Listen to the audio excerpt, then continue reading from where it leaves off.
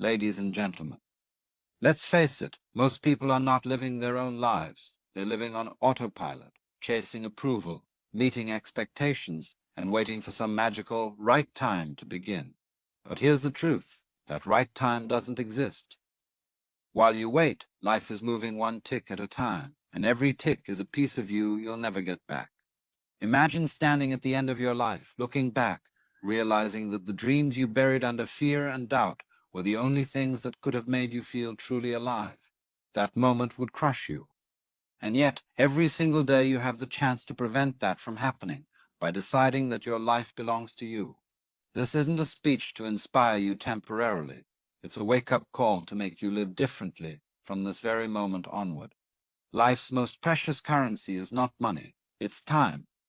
We live in a world obsessed with the accumulation of wealth, status, and possessions, but these things are, at their core, replaceable.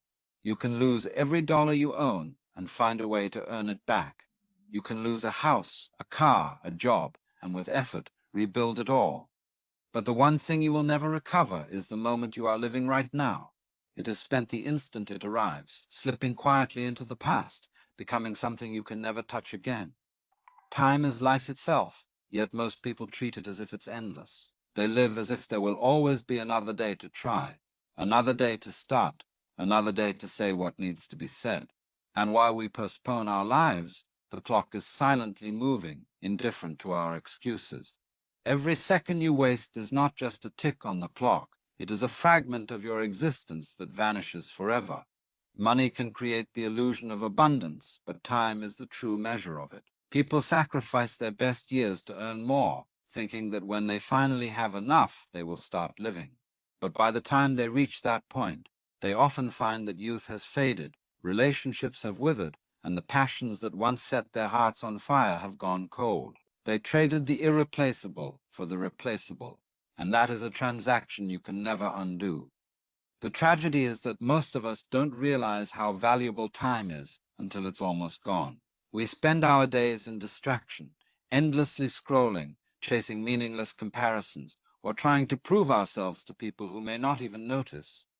These distractions feel harmless in the moment, but they are the quiet thieves of our life. One day, you'll look back and see that it wasn't one big decision that stole your dreams. It was 1,000 small, wasted hours you barely noticed slipping away. And here's the harsh truth. Time is not only precious because it's limited, but because it's unpredictable. You don't know how much of it you have left. The person who assumes they have decades may only have years. The one who plans to start later may never get the chance. This unpredictability is not meant to scare you. It's meant to awaken you.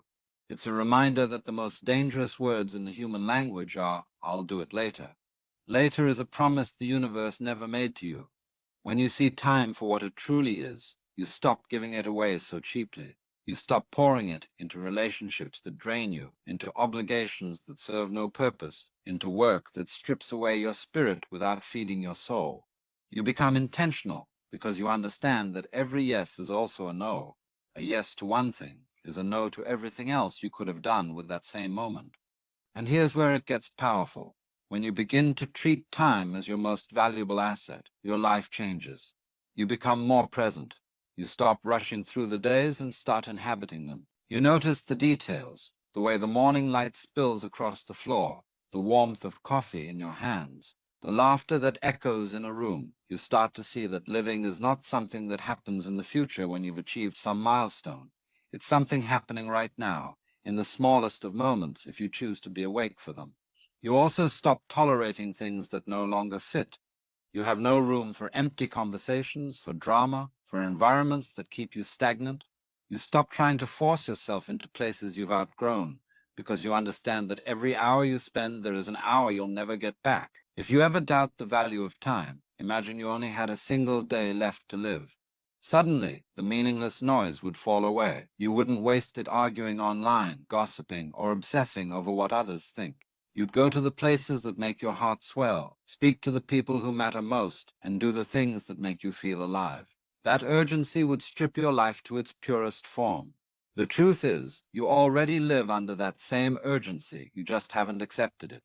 Time is the only currency that forces you to spend it as you receive it. You can't save it up for later. You can't hide it away in a vault. All you can do is decide, in this moment, whether you will invest it in something that nourishes you or squander it on something that depletes you. When you finally understand that, you stop chasing the illusion that you have forever. You begin to live each day as if it matters, because it does. And in doing so, you discover the greatest wealth of all, a life you are not just surviving, but truly living. Living for others' approval is the fastest way to lose yourself. It begins subtly, almost without notice. You make a small choice to please someone. Maybe you wear what they like. You agree with their opinion. You follow a path they believe is best for you. At first, it feels harmless, even considerate. But over time, those small compromises pile up until your life is no longer your own. You wake up one day and realize you are not living according to your own truth.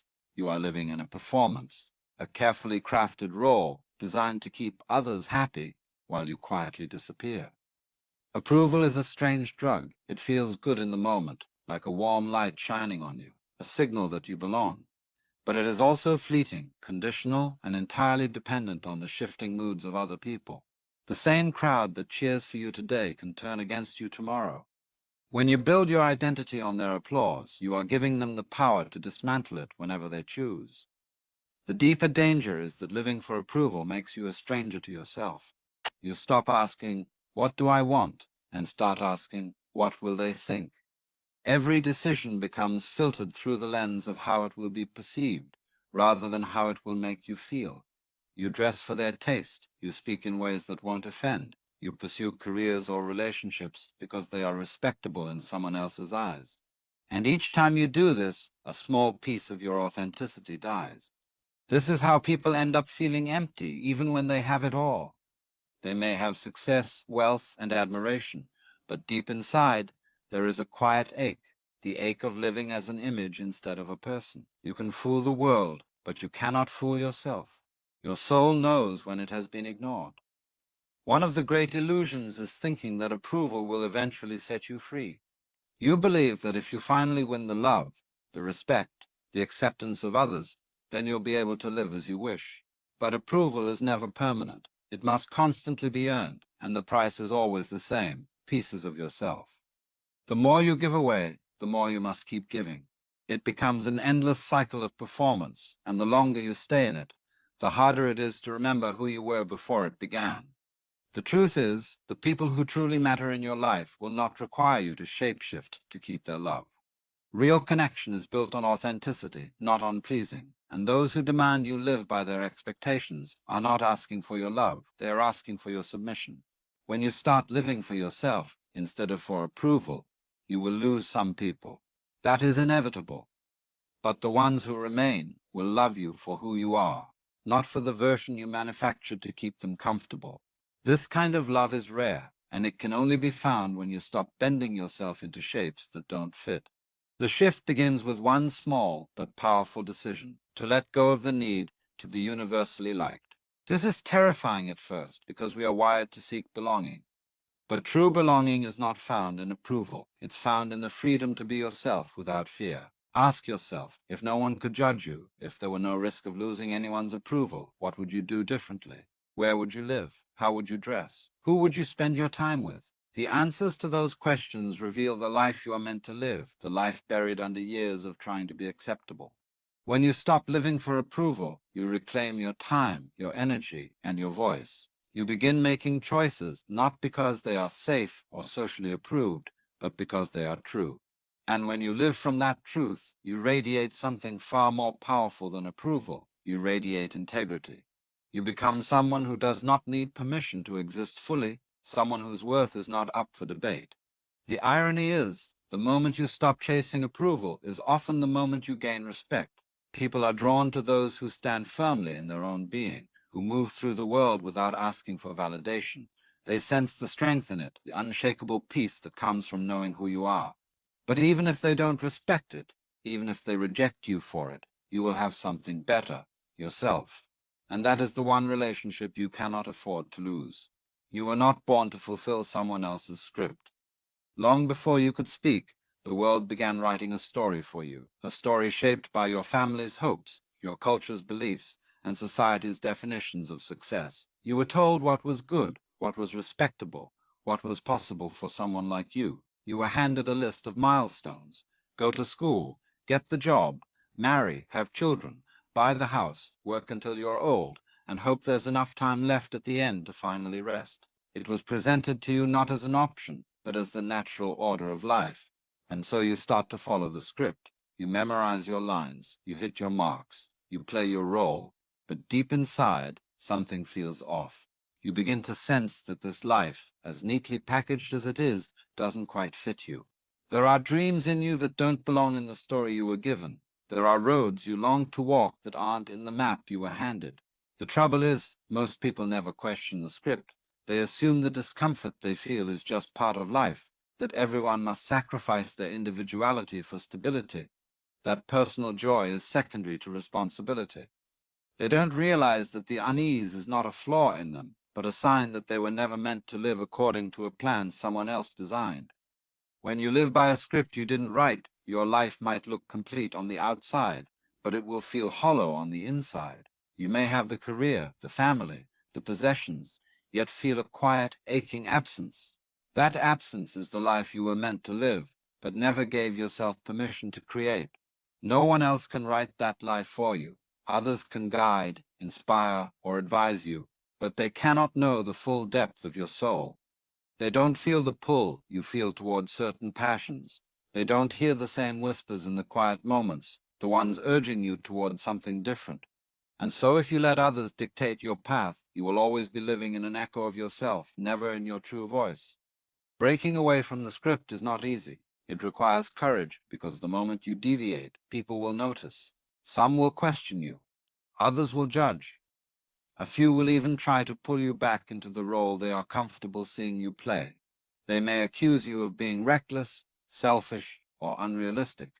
But understand this, their discomfort is not proof that you are wrong. It is proof that you are no longer playing a part in their version of your life. The irony is, the people who resist your change the most are often the ones who secretly wish they could do the same. Your courage will remind them of the risks they didn't take, the chances they let pass, the dreams they abandoned to stay safe. Some will be inspired by you, others will resent you. But neither reaction should stop you. Life is not a rehearsal for someone else's vision. The only purpose of the script you were given is to show you that you can rewrite it. And rewriting doesn't mean throwing away every tradition or rejecting every piece of advice you've ever received. It means filtering those things through your own truth and keeping only what aligns with who you really are. Ask yourself, if I erased everything I've been told I should do, what would I want to do?